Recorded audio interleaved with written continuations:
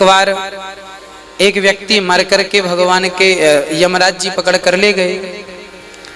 तो यमराज जी ने कहा कि इन्होंने तो पूरी जिंदगी में पाप ही पाप किया, देखो जरा ध्यान से, कोई पुण्य किया है?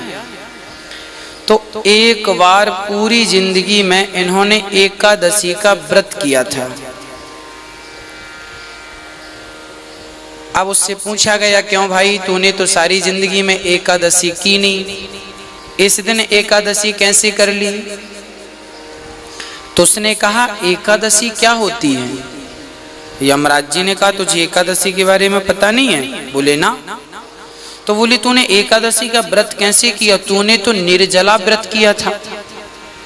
अरे बोले, मैंने व्रत नहीं किया, उस दिन मुझे कुछ खाने को नहीं मिला, तो कुछ खाने को ना मिलने से मैं भूखा रह गया, और संयोग से वो दिन एकादशी का दिन था। तो उस एकादशी में भूल से उसने कुछ ना खाया, संपूर्ण दिन निराहार रहा, और वह निर्जला एकादशी थी, और वो भी निर्जला हो गया, किसी कारणवश नहीं मिला होगा। यमराज जी उस आदमी को ब्रह्मा जी के पास लेके गए, बोले इस आदमी ने भूल से एकादशी में व्रत कर लिया है, क्या इसका फल है?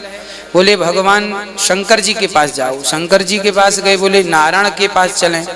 भगवान नारायण से पूछा गया कि इसका क्या फल है? तब नारायण भगवान ने कहा कि इसको लेकर आप मेरे धाम में आ गए, यही तो फल है एकादशी का। इसने भूल से एकादशी कर ली, तो देखो मेरे धाम में आकर खड़ा हो गया।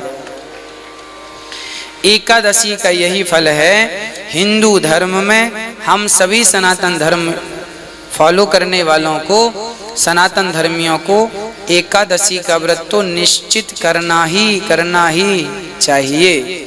और जब तक सामर्थ्यता है तो करो, सामर्थ्यता नहीं अर्थात बुढ़ापा आ गया तो आप बुढ़ापे में भले मत करो, पर एकादशी में चावल ना खाओ, अन्न ना खाओ, हो सके तो फल से पेट भर लो, हो सके तो बहुत सारे जो इत्यादि पदार्थ हैं, जैसे सिंघाड़े के आटे की पकौड़ी हो गई, रोटी भी बन जाती है, और नाना प्रकार की चीजें हैं खाने को। एक दिन अन्न ना खाएं तो ज्यादा अच्छा है। इसका यदि हम साइंटिफिक रीजन बोलें तो महीने में 15 दिन में एक बार शरीर को भी रिलैक्स होना चाहिए, कुछ ना खाओ, पेट बिल्कुल ठीक हो जाएगा। तो एकादशी की बड़ी बड़ी महिमा है।